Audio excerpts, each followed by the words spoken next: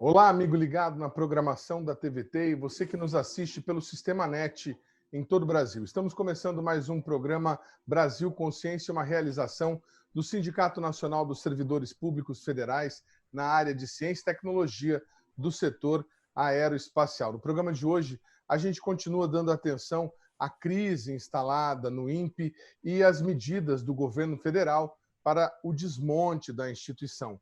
E para falar desse assunto hoje, nós temos aqui conosco a honra de receber o ex-ministro e professor titular da Universidade Federal de Pernambuco, Sérgio Rezende. Muito obrigado pelo senhor ter atendido o nosso convite. Sérgio Rezende, que foi ministro de 2005 a 2010, o senhor me corrija se eu estiver errado, e que tem mais de 6.500 citações pelo Google Science e também mais de 250 artigos publicados. Professor, muito obrigado mais uma vez, eu digo, por o senhor ter nos atendido.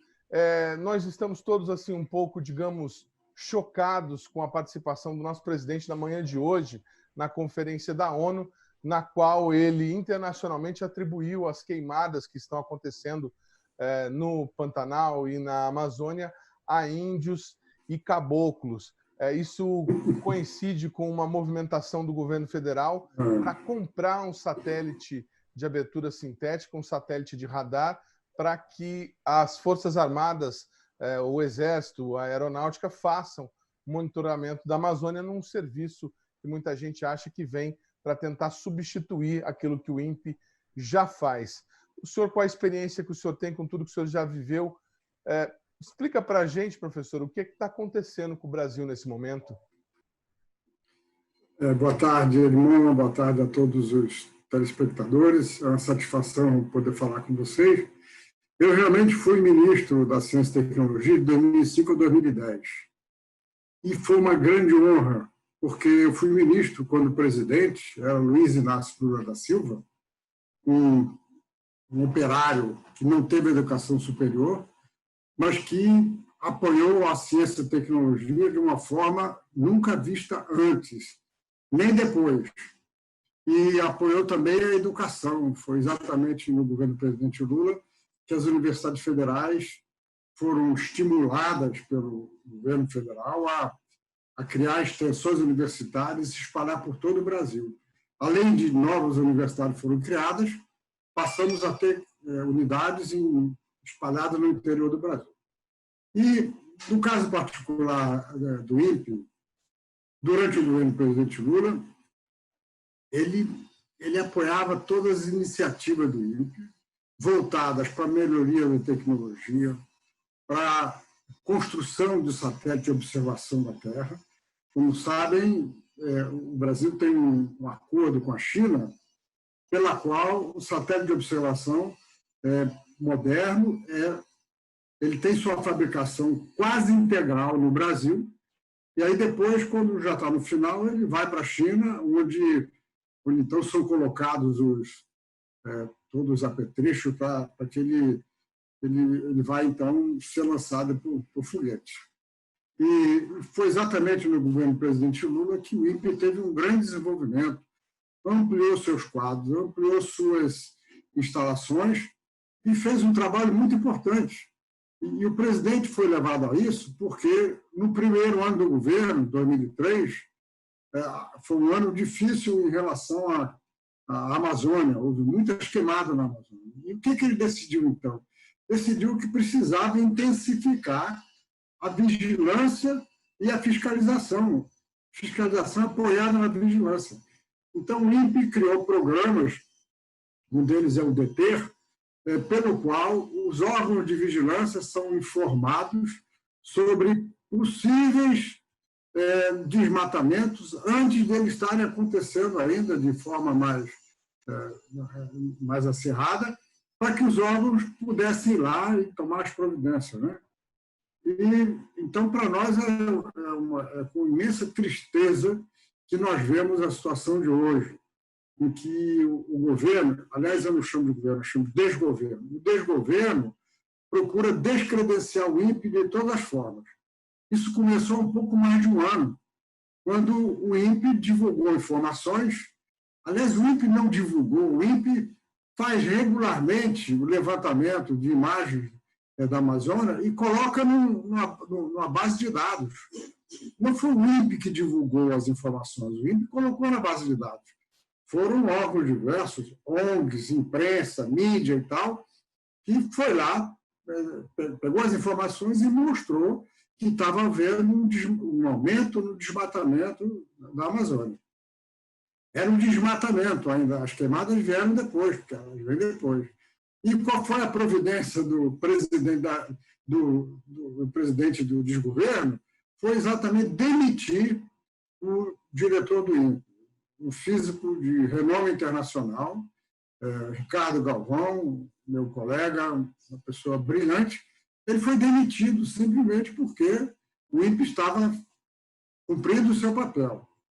E no lugar dele puseram um militar, que era para ser interino, mas é uma interinidade que já dura um ano. Então, o INPE continua fazendo o papel dele e o desgoverno continua desmerecendo o papel do INPE. Então, agora, eles estão cortando o recurso do INPE. O INPE teve uma redução de orçamento considerável esse ano, e para o próximo ano parece que será mais grave ainda, e estão querendo, então, comprar, não sei de que forma, as imagens de satélites estrangeiros, ou seja, é um total desgoverno, mas que está dentro da linha que nós já vimos de negação completa da ciência. No discurso de hoje, que eu não vi, mas eu soube as manchetes, né? Além de falar esse absurdo em relação ao desmatamento da Amazônia, ele também disse que os culpados pelo grande número de mortes pela Covid no Brasil, 137 mil mortes, virão, muitas outras virão, infelizmente. Ele disse que os culpados são o judiciário e os governos estaduais, e que ele fez tudo para que o Brasil não chegasse nessa situação. Ora, nós sabemos que ele fez tudo para contrariar a ciência, procurando divulgar para a população brasileira de que, primeiro, a doença não era perigosa, segundo, que a forma de combater não é com isolamento social, porque ele dizia que o isolamento social prejudica as atividades econômicas. E nós sabemos perfeitamente do que aconteceu em países como a Alemanha, por exemplo, e outros países asiáticos também, que o remédio, no momento, para enfrentar essa doença terrível, é o isolamento social, porque o vírus é transmitido de pessoa para pessoa. Então, o que está se passando no Brasil é de difícil compreensão, é uma tragédia mesmo. Eu estou curioso para ver qual será a reação internacional, não imagino que vai ser boa, né? Do discurso dele de hoje, em que ele negou tudo como se ele e o seu governo estivessem trabalhando para o progresso do Brasil. Eles estão trabalhando para a tragédia brasileira. Professor, foi importante até o senhor citar, era a próxima pergunta que eu pretendia fazer para o senhor. O senhor faz parte, junto com o professor Nicodelis, do Comitê de Combate à Covid-19 aí no Nordeste brasileiro. E o que a gente está enfrentando nesse momento, e que é um desafio para nós da imprensa, é tentar mostrar para a população que esse discurso de que as queimadas são responsabilidade de caboclos ou índios, ou que a Covid-19 não é tão grave quanto nós estaríamos alardeando ser, ou que até mesmo questionaram o número de mortos. O Ministério da Saúde, assim que entrou o ministro interino, disse que iria fazer uma recontagem dos mortos. Como é que a gente transmite para a população aquilo que é correto, aquilo que efetivamente está acontecendo, se nós temos um ministro de Ciência e Tecnologia que alega ter tomado vermífugo para se curar de Covid, e um presidente que, além de ignorar o isolamento social, ainda faz propaganda de um medicamento, a cloroquina, que não tem qualquer comprovação científica de eficácia e que, pelo contrário, apresenta uma série de contraindicações em pesquisas já realizadas. Como é que a ciência, como é que vocês, cientistas, estão fazendo na sala de aula, por exemplo, para convencer os alunos de que isso é um discurso e nada mais do que um discurso? Oi, Edmundo, foi boa a sua pergunta, porque eu queria dar uma explicação começando um pouco atrás. Em julho do ano passado, julho de 2019, com 6 meses de governo, os governadores do Nordeste, grande parte, quase todos, eleitos por partido de oposição, eles perceberam a dificuldade de interação com o governo federal. Então, eles criaram uma entidade que chama Consórcio Nordeste. O Consórcio Nordeste é uma entidade de natureza pública, mas de gestão privada, sem fins lucrativos, que é possível por uma lei aprovada em 2004, que diz que os estados podem criar consórcios e, com isso, fazer atividades em parceria, fazer compras conjuntas. Então, os governadores do Nordeste perceberam que precisavam se unir, porque o estado do Nordeste tem problemas comuns, mas também tem vantagens competitivas comuns. Então, eles precisavam se unir, criar esse consórcio e fizeram uma viagem à Europa, quando eles tiveram com governantes de vários países, com empresários, para procurar mostrar o que tinha no Nordeste, em termos de produtos, já que entenderam que, unindo esforços, eles poderiam vender melhor o Nordeste, né, para a Europa, para outros países. Eles iriam fazer uma viagem à China em janeiro, mas a viagem foi cancelada porque a pandemia começou na China, né? Quando chegou o mês de março, o desgoverno já estava fazendo um pouco da doença, já havia os atritos entre o presidente da República e o então ministro da Saúde, que estava procurando fazer o trabalho dele. O ministro não é político, mas ele se cercou de pessoas da área de saúde, estava fazendo um bom trabalho. Agora, os governadores daqui perceberam que não iam ter apoio do governo federal para combater essa doença. Então, o Consórcio Nordeste resolveu criar esse comitê científico. O comitê científico, como você disse, é coordenado por mim e por Miguel Nicoleles, que é neurocientista, e tem representantes de todos os estados. Nós formamos subcomitês, 10 subcomitês, cada um voltado para um tema da Covid, com o objetivo de compreender a doença, que para o Brasil era nova, e procurar, então, fazer recomendações para os governadores. E começamos a trabalhar imediatamente. O comitê trabalha de forma voluntária. Grande parte trabalha nos seus locais de trabalho, em casa, mas em contato com o mundo todo, em contato com cientistas que não são do Nordeste e também de fora do Brasil.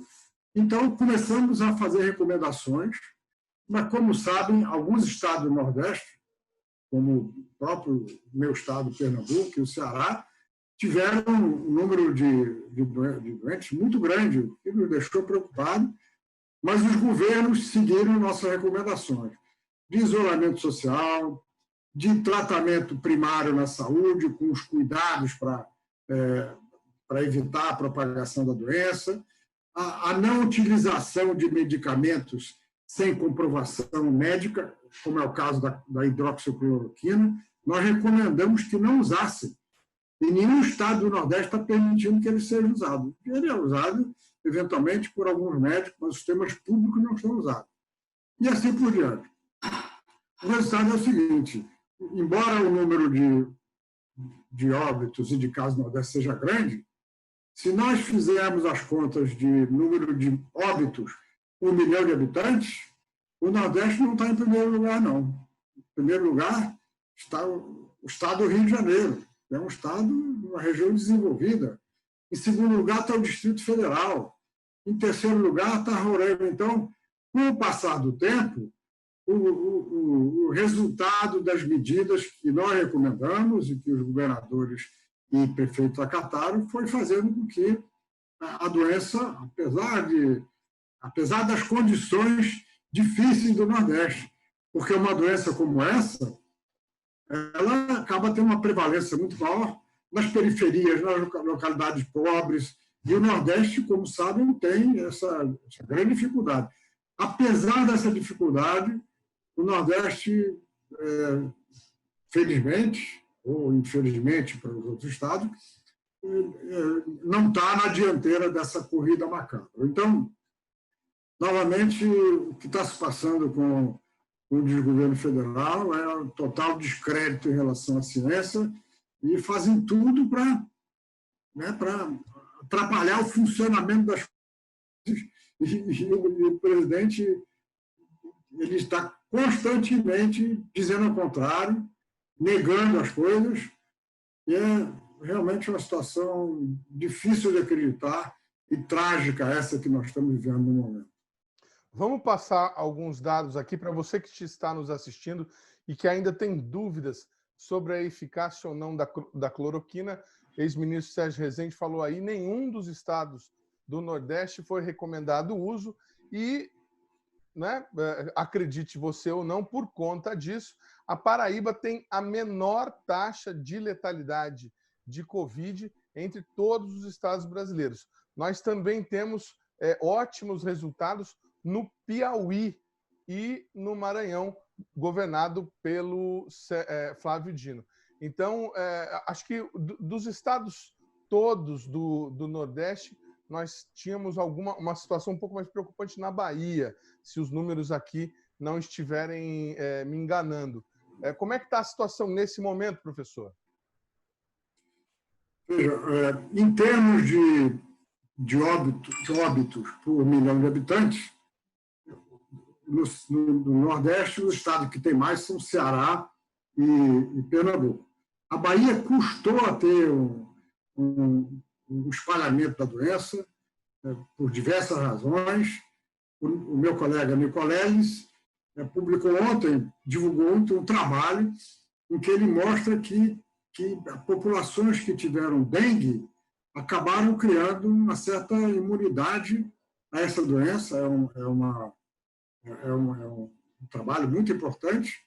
E, então, uma das explicações para a Bahia ter tido inicialmente um número menor é exatamente essa também. Agora, a Bahia é o estado mais populoso do Nordeste. Então, quando nós dividimos o número de óbitos por milhão de habitantes, a Bahia está mais embaixo. Como você disse, a Paraíba e o Piauí, também o Rio Grande do Norte, tem números pequenos e são estados com dificuldades, né, econômicos, sociais, com desigualdades sociais. E isso mostra, então, que... aliás, o governador do Piauí foi um dos que mais seguiu as recomendações do comitê. Nós tivemos uma outra recomendação que tinha a ver com o fato de haver poucos médicos no interior. Esse desgoverno acabou com aquele programa Mais Médicos, que trouxe médicos cubanos para irem para o interior. E por que foi feito isso? Porque as faculdades de medicina, em geral, estão nas capitais, as pessoas se formam nas capitais e têm dificuldade, não querem ir para o interior. Os médicos cubanos foram para o interior. E com o programa que foi extinto no primeiro mês desse desgoverno, em janeiro de 2019, algumas cidades ficaram sem médicos. Então, o comitê fez a seguinte recomendação. Tem muitos médicos no Brasil formados no exterior, mas que não têm o diploma reconhecido. Porque, para ter o diploma reconhecido pelo Ministério da Educação, é preciso que ele seja aprovado num programa que chama Revalida. Só que o exame do Revalida já não ocorre há mais de 2 anos, então não tem como revalidar o diploma. Então, nós recomendamos que os governos estaduais conseguissem uma forma de aproveitar esses médicos, mesmo que não possa chamar de médico, chama de técnico de saúde, alguma coisa assim, mas que dê um emprego para eles na cidade do interior. e nós chamamos isso das brigadas médicas. E o governador Wellington Dias da Bahia, do Piauí, ele fez isso. O Maranhão também fez isso. Eles, de alguma forma, regulamentaram com as universidades estaduais o diploma que eles tinham, empregaram essas pessoas. Isso também contribuiu para diminuir o número de óbitos naqueles estados. Mas isso é interessante demais. Quer dizer, ninguém imagina que nós temos profissionais médicos formados em outros países dando sopa por aí, sem poder trabalhar numa rede pública que tem dificuldade de contratar. 15 mil, Edmundo, 15 mil. 15 mil. Só no estado 15 do Maranhão? mil. Não, em todo o Brasil. Todo o Brasil. 15 mil médicos em todo o Brasil, brasileiros, formados no exterior, em vários países. O diploma não é reconhecido. Isso é, em parte, devido também a, você sabe, reações corporativas. Então, a nossa recomendação, as nossas recomendações são transmitidas através de um boletim. O boletim é colocado num site que está à disposição, vou até dizer, aqui agora não tem uma plaquinha para dizer, é www.comitecientifico-ne de Nordeste.com.br. É um site muito informativo, que, aliás, tem informações sobre a doença em todo o Brasil, não é só no Nordeste, não. Mas tem os nossos boletins. Então, no boletim, nós transmitimos as recomendações e, com isso, muitos os governos utilizaram, seguiram as recomendações e, com isso, o trabalho acabou surtindo um efeito importante. Professor, a gente está enfrentando também no país um discurso de que a pandemia era inevitável e, assim como ela, as mortes também, de que as palavras do presidente, quem tiver que morrer, vai morrer mesmo, né? E nós estamos aí atingindo a casa de 140 mil mortos. Como o senhor disse, ainda teremos muito mais mortos até que o problema esteja solucionado. E, neste momento, estados como São Paulo, por exemplo, já discutem a retomada das aulas para acontecer, por exemplo, no início de novembro. Como é que vocês aí do Comitê do Nordeste estão vendo essa questão do ano letivo, a retomada das aulas e o fim do isolamento social? Veja, o nosso último boletim, que foi publicado semana passada, tem um artigo, um item, exatamente sobre a questão das aulas, do retorno às aulas presenciais. Primeiro, nós reconhecemos que é muito ruim, principalmente para os alunos de escolas públicas, que são alunos menos privilegiados, ou são desprivilegiados, estarem sem aulas presenciais, porque eles não têm oportunidade de usar isso que nós usamos, né, a comunicação remota, porque as escolas públicas não têm muitos recursos e eles também não têm acesso a computadores, tablets, assim por diante. Então, o retorno às aulas é importante. Agora, para decidir o retorno à aula, nós dizemos, é preciso que a decisão seja local. É preciso, em cada localidade, em cada município, se veja a situação epidemiológica, se veja o número de casos, se realmente já diminuiu. Existe um parâmetro que nós divulgamos nos nossos boletins, no nosso site, que é o fator de transmissibilidade. Esse fator de transmissibilidade, quando ele é maior do que 1, significa dizer que a doença está aumentando. Quando ele é menor do que 1, ela já não está aumentando com tanta velocidade, mas só quando ele é bem menor do que 1 é que, por algumas semanas, é que há indicação de que a doença está controlada. Então, a nossa recomendação é que em cada localidade se veja a situação da doença e, uma vez decidindo o retorno à aula, algumas podem retornar ainda esse ano, porque realmente o número de casos diminuiu muito. Mas é preciso, então, que as escolas, primeiro, que antes de chamar os alunos, elas chamam os pais, para orientar os pais sobre como fazer com os estudantes. Segundo, que elas tenham, nas suas instalações, formas de tomar a temperatura do estudante todos os dias, na hora da chegada. Como é feito hoje no shopping center, nas lojas, né? A gente vai entrar na loja e tem aquele aparelhinho para medir a temperatura. É preciso tomar a temperatura do estudante. Aqueles casos suspeitos é preciso isolar imediatamente. É importante que haja um distanciamento das carteiras. Então, nós fazemos um conjunto de recomendações para que o retorno às aulas, quando ocorrer, na localidade adequada, ele não contribua para aumentar o número de casos. Nós vamos para um rápido intervalo e a gente volta já já. É só um instante, um minutinho só.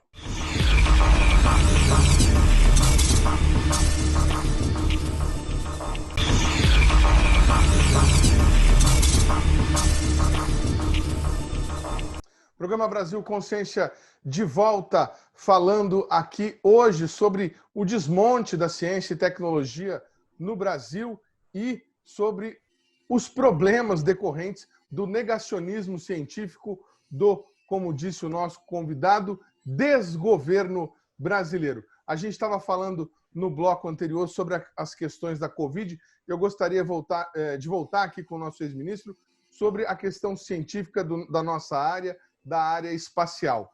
Nós temos no espaço um satélite geoestacionário, o SGDC, que foi lançado há 3 anos e que até o momento não se tem notícia dos benefícios desse grande investimento que foi feito pelo governo federal brasileiro. Neste momento de pandemia, inclusive em que diversos estudantes estão sem a possibilidade de acompanhar suas aulas por falta de internet, o satélite poderia ou deveria estar fornecendo internet de banda larga gratuita para diversas comunidades.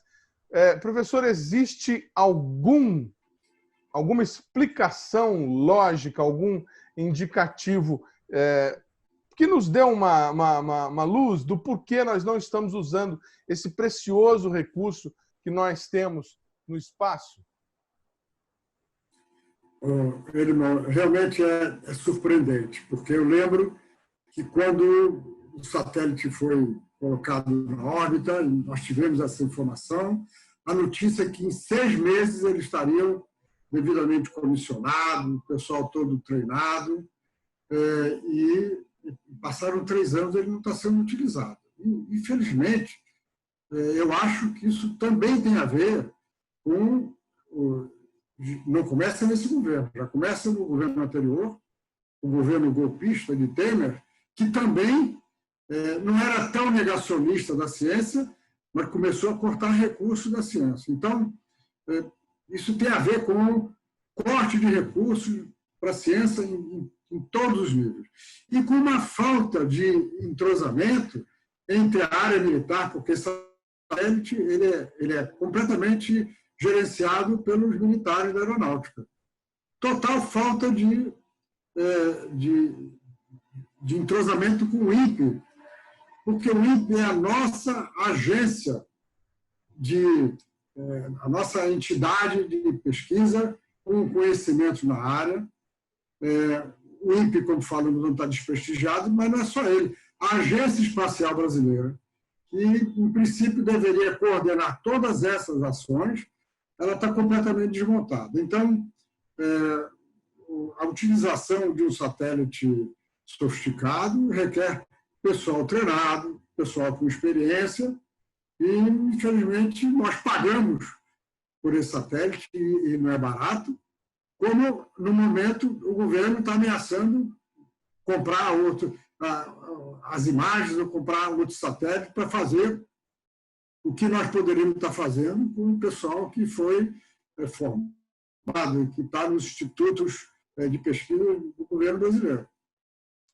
Nós já soltamos aqui no nosso programa, você que quiser conferir pode acompanhar anteriormente, a declaração do físico Ricardo Galvão, que hoje está lá na USP, mas que era o diretor do INPE, afirmando que o convênio Brasil e China para a construção dos CIBERS tinha um acordo encaminhado para construir mais 2 satélites. Um deles seria de abertura sintética, um satélite radar, que justamente é o modelo que o Ministério da Defesa está adquirindo agora. O senhor me perdoe, eu me confundi, eu ia falar do ex-ministro Celso Amorim, acabei chamando o senhor de Celso Rezende.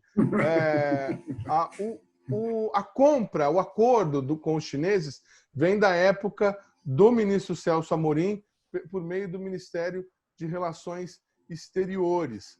Naquela oportunidade, a China ainda não era a potência tecnológica que ela é hoje, e o Brasil foi, de certa forma, visionário em fazer esse acordo. Como é que o senhor recebe a informação de que, agora, por uma questão de alinhamento ideológico, nós estamos cedendo a nossa base de Alcântara para os Estados Unidos e, ao que tudo indica, ninguém afirma textualmente, mas ao que tudo indica, o convênio com a China para a construção de satélites está morto e enterrado. Como é que o senhor recebe uma notícia dessa?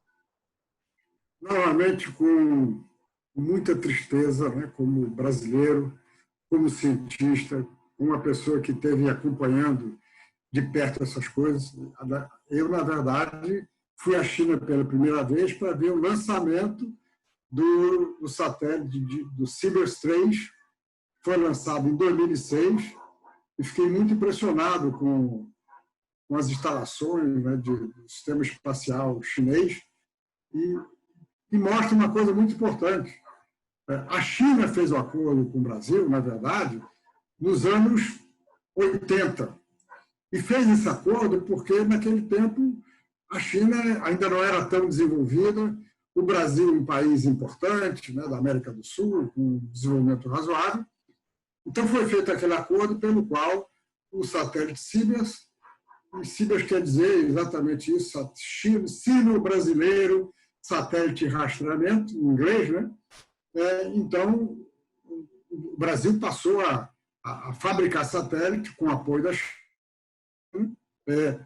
Durante a construção, técnicos chineses iam para o INPE, participavam da construção, brasileiros iam depois para a China.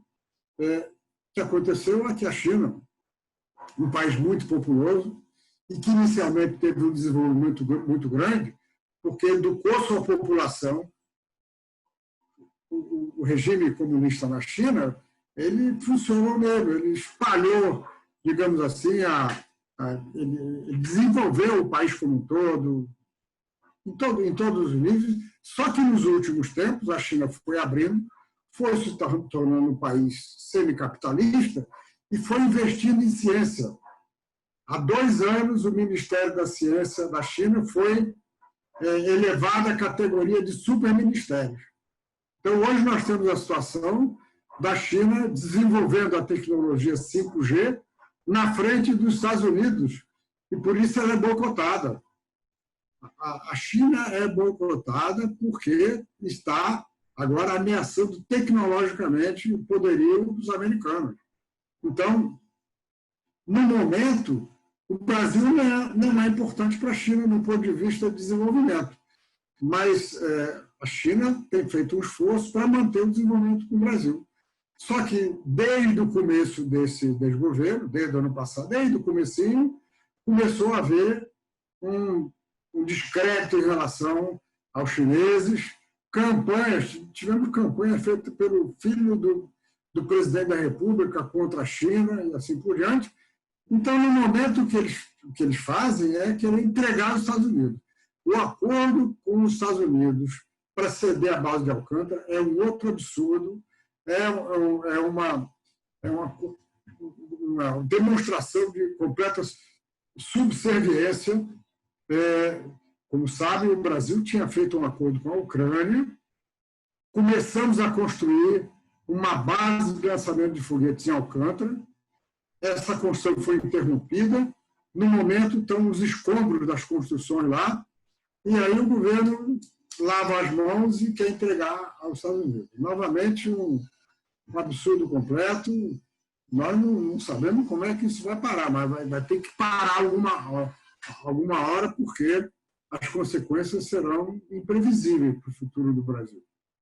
Eu não ia fazer essa pergunta para o senhor, mas já que o senhor citou, esse acordo com a Ucrânia ele começa lá atrás e se estende até recentemente agora, foi somente no ano passado, em que finalmente ele foi encerrado, declarado nulo. O Brasil gastou ali 500 milhões de dólares para fazer esse início dessa plataforma e não conseguimos lançar nem sequer um foguete de teste. O senhor considera um erro o acordo com a Ucrânia para a formalização da empresa Cyclone Space? Eu não considero um erro, eu considero que o acordo ele foi importante e ele tem suas razões. O acordo, vamos lembrar, foi assinado, foi formalizado no primeiro ano do governo do presidente Lula, quando o ministro era Roberto Amaral. Foi quando foi fechado o acordo. E o acordo significava exatamente o desenvolvimento conjunto de um sistema para lançamento de foguetes. Aí as pessoas perguntam, mas por que a Ucrânia? Sabe por quê? A Ucrânia foi o berço do programa espacial soviético. O programa espacial soviético não começou na Rússia, não, começou na Ucrânia. A Ucrânia é um país muito desenvolvido tecnologicamente. Os aviões Antonov são ucranianos. Aí passaram a ser soviéticos e, atualmente, com a briga Rússia-Ucrânia, a Rússia acabou dominando todas as tecnologias. Mas a Ucrânia desenvolveu um sistema de foguete chamado Cyclone, que são lançados de formas muito originais. Eles conseguiram fazer foguete para ser lançado de navios. Então, o foguete Cyclone 4, que seria desenvolvido na Ucrânia, com a participação de brasileiros, seria lançado de Alcântara. E por quê? Porque Alcântara está numa posição geográfica privilegiada, ela está próxima do Equador, próxima do mar, então os foguetes são lançados na direção oeste, na região do Equador, e vão direto para o mar, porque é preciso ter o mar depois para que as várias unidades do foguete que vão sendo descartadas caiam no mar, né? Então, a construção começou finalmente quando eu já era ministro, em 2007, 2008. E a construção estava indo bem. O Brasil botou 500 milhões de dólares, como você falou, e a Ucrânia botou 500 milhões de dólares. E começaram pressões diplomáticas quando começou a disputa entre Rússia e Ucrânia, e o Brasil acabou, então, gradualmente tirando a importância do programa do acordo com a Ucrânia, até que, finalmente, recentemente, ele foi desfeito completamente. Eu considero um erro estratégico ter desfeito o programa com a Ucrânia. Vou explicar um pouco mais. Como a Ucrânia é um país de desenvolvimento tecnológico intermediário, muito bom em certas áreas, não tão bom em outras, ele vê o Brasil uma condição de igual para igual. E o Brasil para a Ucrânia é um país importante. Os outros países que têm programas espaciais desenvolvidos, Estados Unidos, França, Inglaterra, por exemplo, eles desdenham para o Brasil. Eles não querem fazer um acordo com o Brasil. Eles querem vender foguetes para o Brasil. Então, o acordo com a Ucrânia tinha tudo para dar certo, se ele tivesse continuidade. Mas tivemos, então, essa tragédia, o acordo foi desfeito. Eu considero um erro estratégico a extinção do acordo e da empresa binacional, chamava Alcântara Cyclone Space. Essa empresa foi constituída, funcionava perfeitamente, ela foi desfeita completamente e hoje o Brasil não tem programa espacial. Bom, como o senhor diz, nós não temos programa espacial. Nosso veículo lançador de satélite, o VLS, foi engavetado depois do incidente.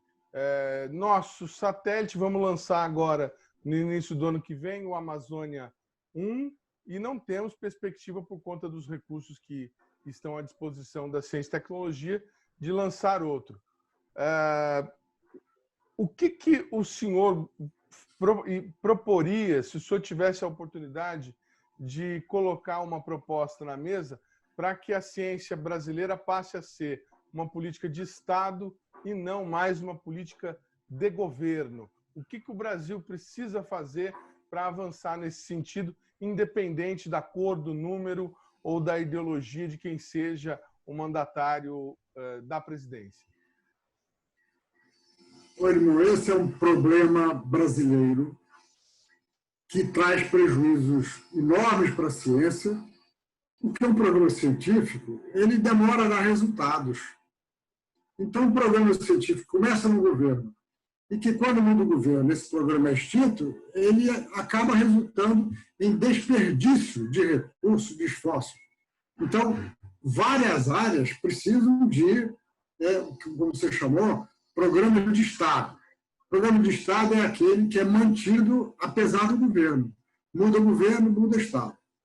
Então, pergunta-se, o Brasil já teve programa de Estado que deu certo em ciência?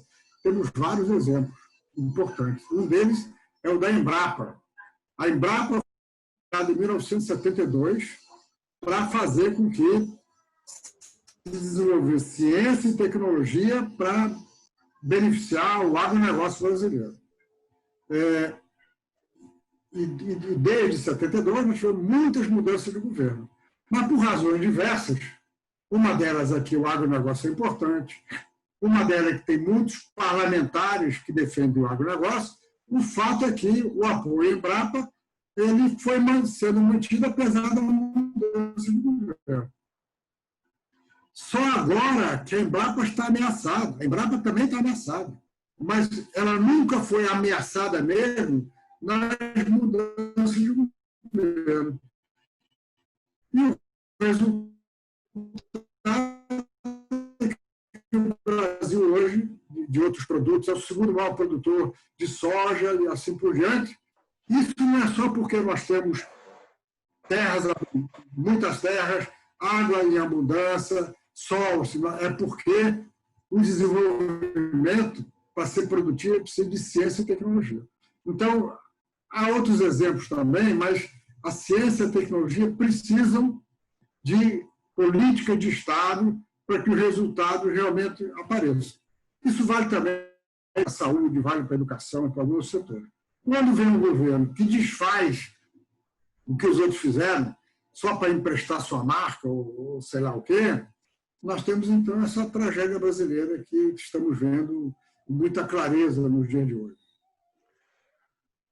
Nós não temos programa espacial, nós estamos destruindo a ciência, as instituições estão sendo comidas, né, consumidas por dentro, os órgãos de fiscalização como o IBAMA e ICMBio sendo desmontados, a floresta amazônica e o Pantanal estão pegando fogo, o país vive uma pandemia de coronavírus, uma nova doença que ninguém tem medicamento e nem condições técnicas no momento de curar, e no meio de tudo isso nós temos um desgoverno.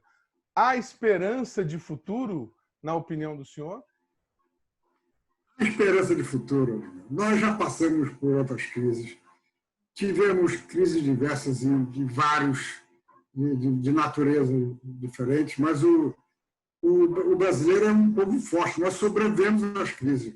Nós também vamos sobreviver a essa. Esses tempos ruins vão acabar. Não tenho dúvida disso. Grande número de pessoas que votou nesse desgoverno, esperando muitas medidas, né, está percebendo que elas não vieram, pelo contrário. Um mote muito importante na campanha desse governo federal e também de governos estaduais era o combate à corrupção.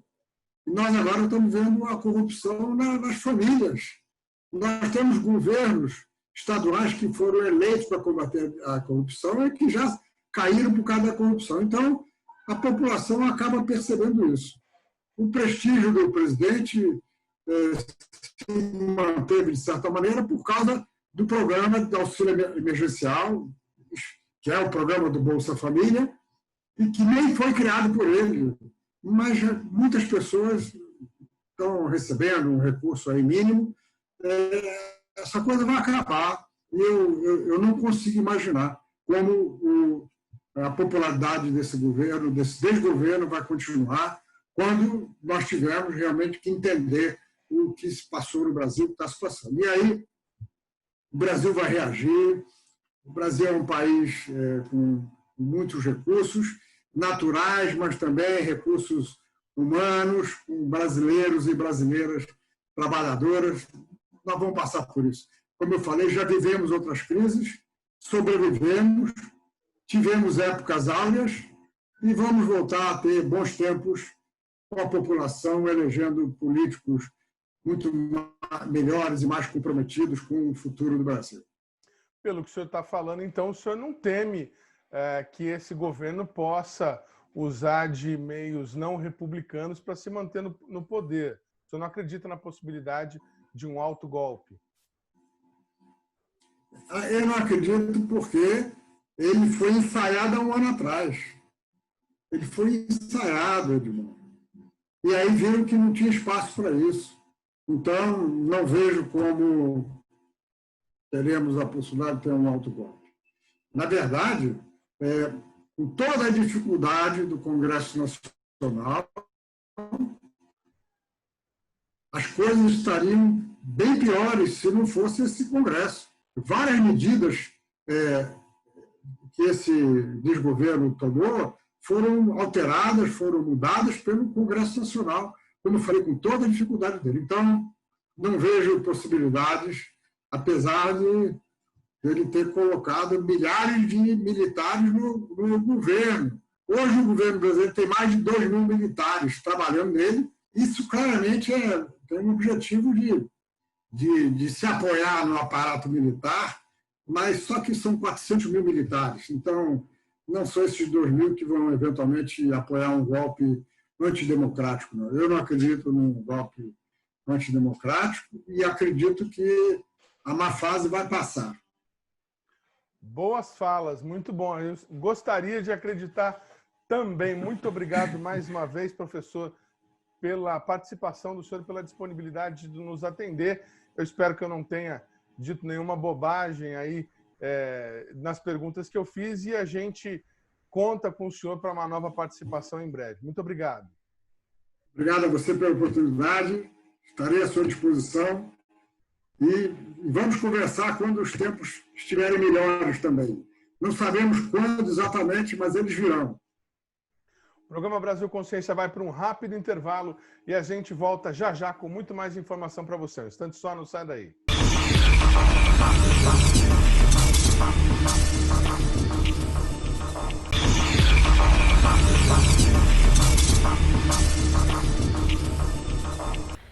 Um incêndio de grandes proporções atingiu o INPE de Cachoeira Paulista na semana passada. O fogo começou no domingo, dia 27, e demorou 17 horas para ser contido pelo Corpo de Bombeiros. Um funcionário que circulava pelo interior do Instituto registrou as chamas.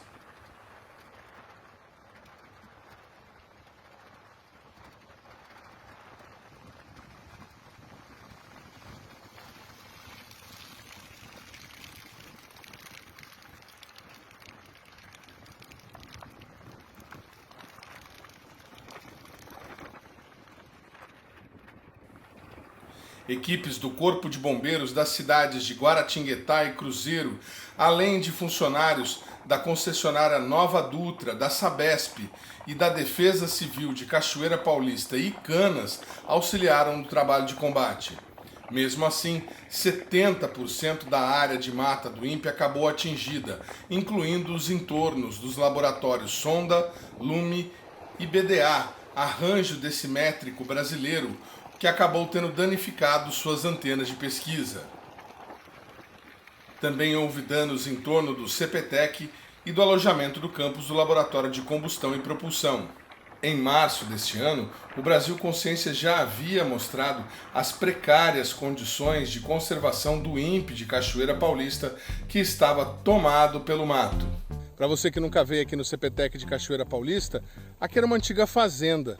e sempre foi muito bem cuidada, inclusive muito bem sinalizada nas ruas de calçamento que tem aqui dentro. Mas agora, olha, por causa do mato, tem placa que está desaparecida no meio da folhagem. E essa situação se repete em praticamente todo lugar que você olha. É mato para tudo quanto é lado.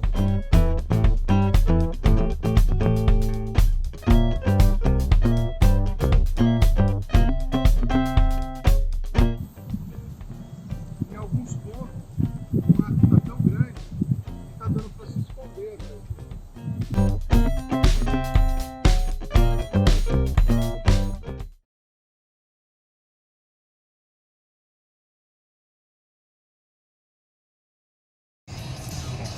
Aqui dentro do INPE, ó, fogo ainda.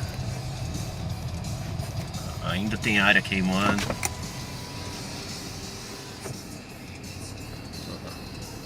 2h23 da tarde, dia 28 de setembro.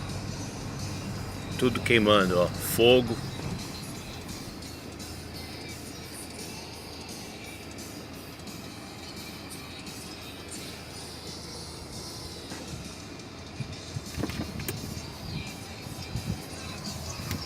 Lado de cá, totalmente destruído.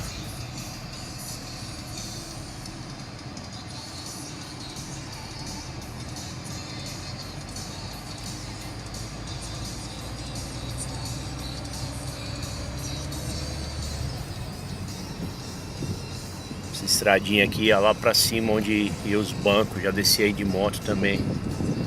Tudo destruído. Sobrou nada, velho.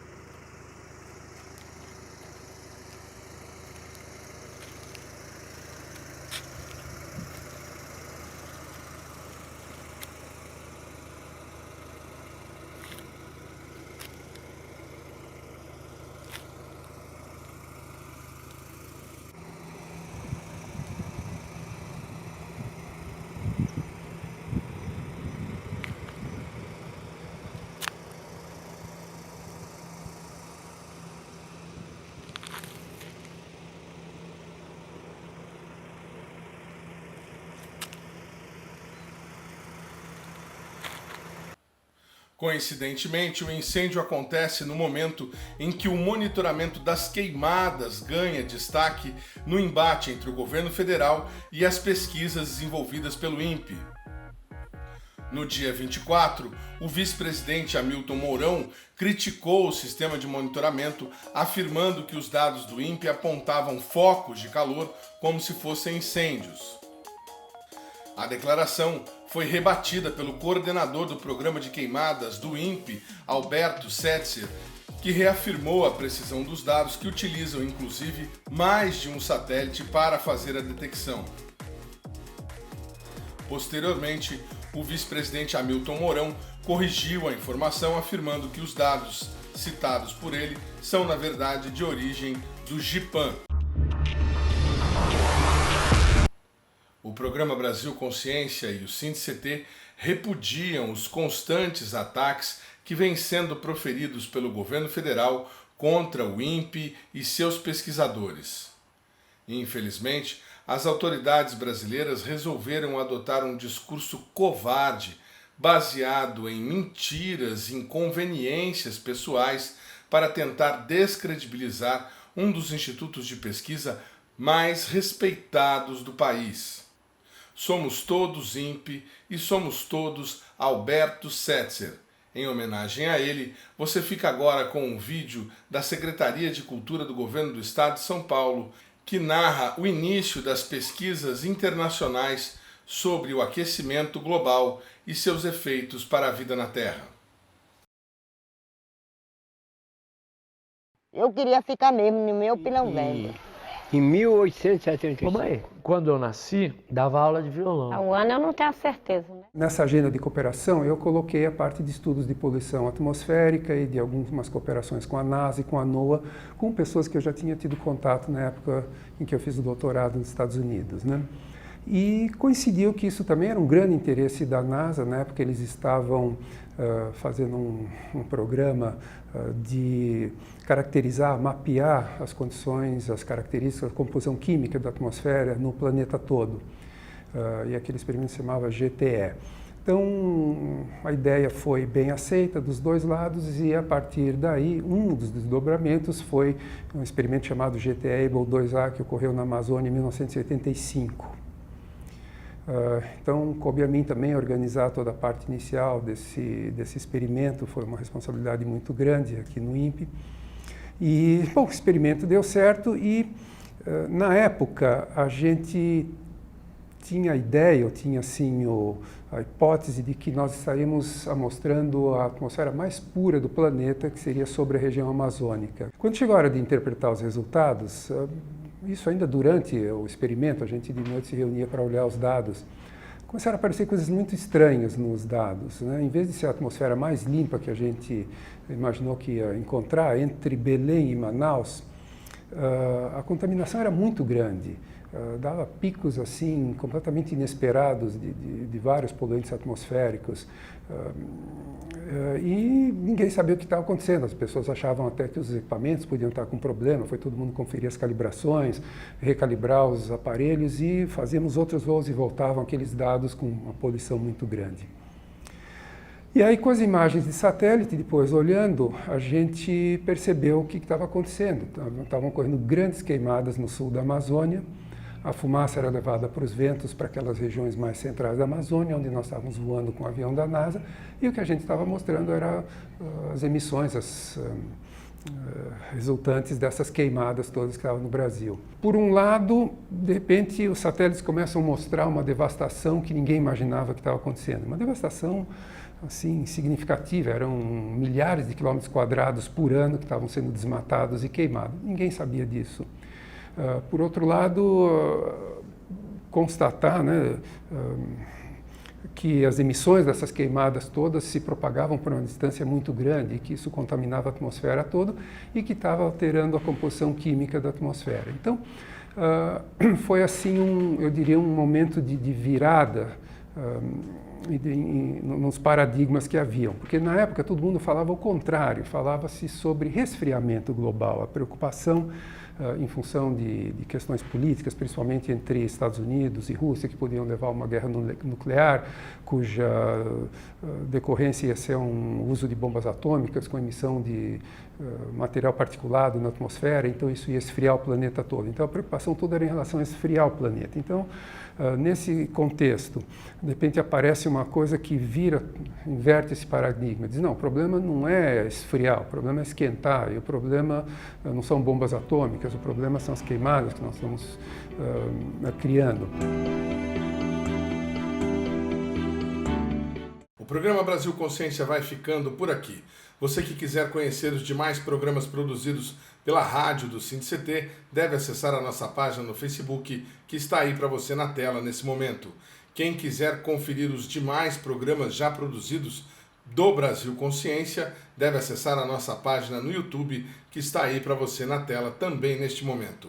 Dúvidas, críticas, reclamações e sugestões, nosso endereço de e-mail está sempre disponível para atender você. Obrigado pelo carinho da sua audiência, pela sua companhia e até a semana que vem.